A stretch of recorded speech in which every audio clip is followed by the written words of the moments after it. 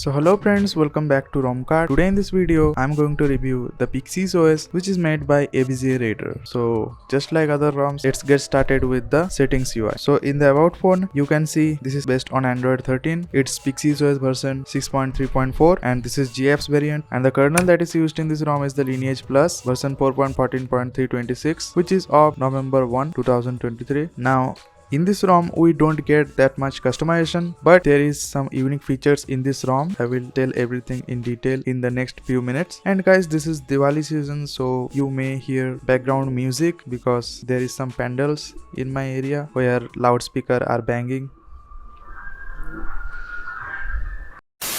So just avoid those sounds and focus in the review. So this is Pixys OS, and in this ROM we don't get that much customization, and this is almost like the Pixel OS that I reviewed earlier. So in the network and internet we get the private DNS, and in private DNS you have to set the DNS provider host name, and here we get the network traffic indicator which is working 24/7 without any issue. Now in connected devices, apps, and in notification we don't get any extra options, all are stock. In battery we get pixel battery usage UI, battery percentage, and battery estimates, and in the last option we get the battery widget that you can add in the home screen. Talking about the battery backup of this build, this ROM gives 6 hours of screen on time, which is pretty impressive, although this ROM is pretty heavy comparing with other ROMs. So I'm using this ROM for last 3 days and I got the screen on time around 5 to 6 hours, which is very good for my battery health, because in my device the battery health is only 76 to 77%, and if you want to check the battery health of your device and if you have root, then it's just a matter of seconds. In my group, just type check battery and Rose will provide something. You have to just copy it, then open Termux, type SU if you have root access. If you don't have root access, you will not be able to check this, and here you can see it shows 3224. So this is my current battery health. So I will divide this with the battery capacity into 100. So you can see I have only around 75% of battery health, which is very less. You will probably have more than this. So you will probably get 6 hours of screen on time easily. Now here we get an option called theming, where we have little bit of customization, just a little bit, because here we get the theme style, and the theme style just changes the overall color of your theme. If I show you by changing it, you can see it changes the color of the tiles, or you can say the white color that we get, and sometimes it does the system UI restart.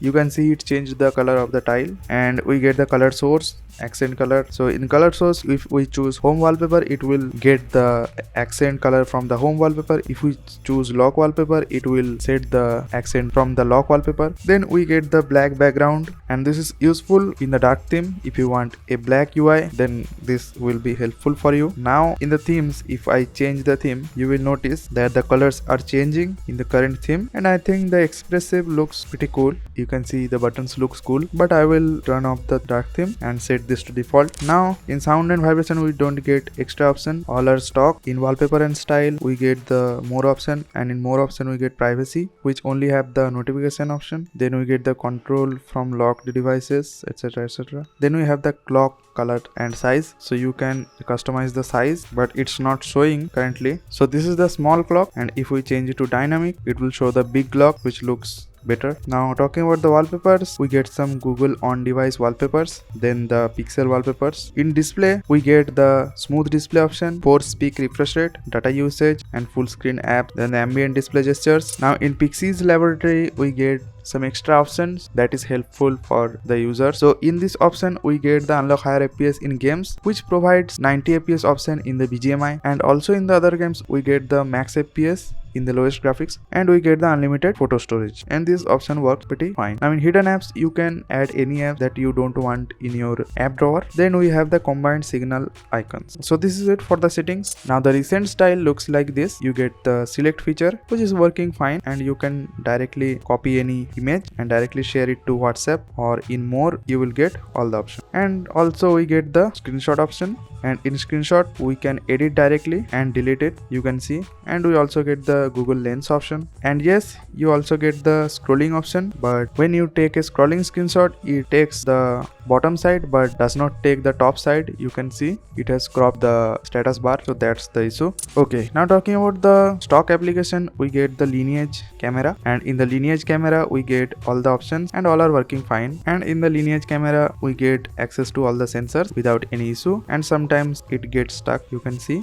the back gesture is not working, you have to go to home. Then we get the Google AOSP camera, and in AOSP camera we get a UI like this, the old school UI of AOSP camera. And I installed two cameras, two Gcams basically. The first one is the Gcam 8.4, which is basically not made for Realme 6, and here we don't get option to use the auxiliary cameras, but yes, in Gcam Vichaya we get access to all the sensors. Now talking about the performance is really good in this ROM. I did not face a single lag or stutter. So let me show you the throttling test results. So friends, this is the performance that we get in this ROM without using any kind of performance script or any custom kernel that has an overclocked performance.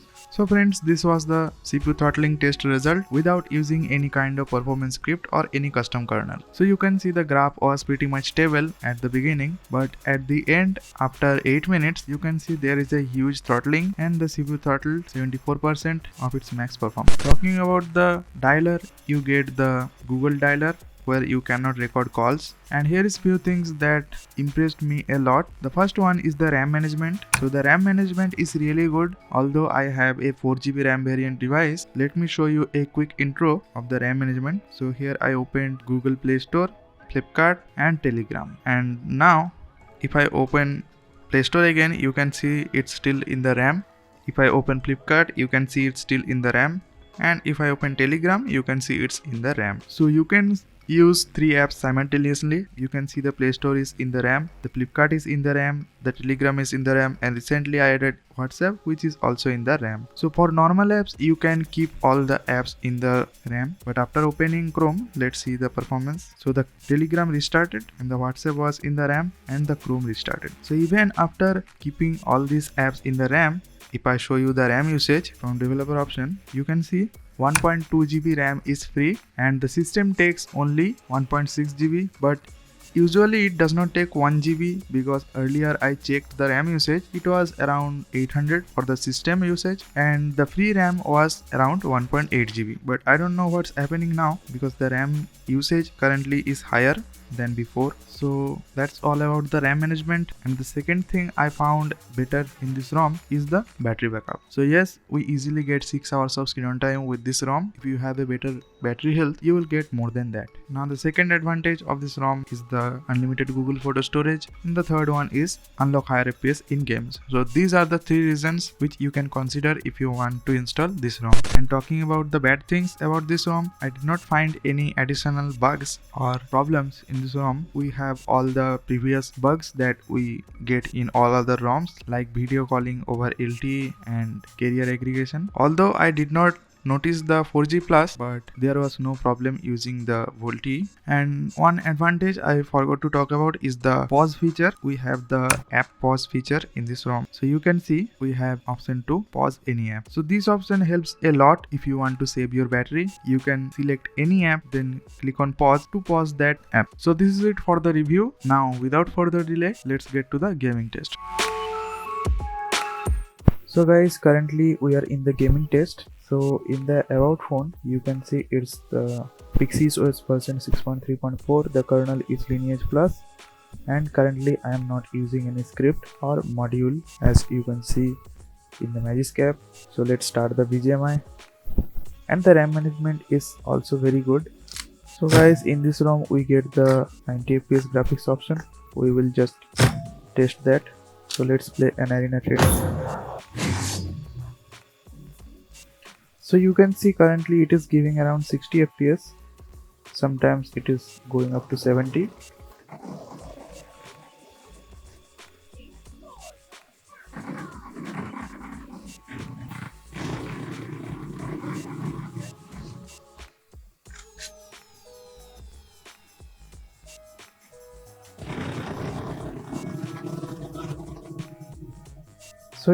So you can see we are getting good frame rates, but not the best we can get. So mostly the frame rate is around 50 to 55. It does not give smooth 80 plus fps. For that we can use script. So let's use the script. Although the temperature is not that high, it's around 41 degree, 42, and the RAM management is good. So you can see we have successfully applied the performance script. Now let's open the BGMI. So you can see after using the script we are getting close to 80 fps.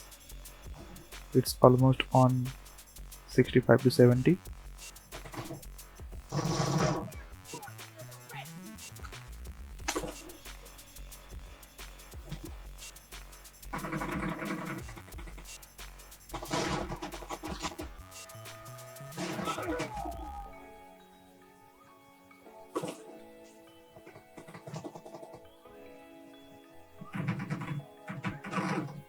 But even after using script, sometimes we get some frame drops like this.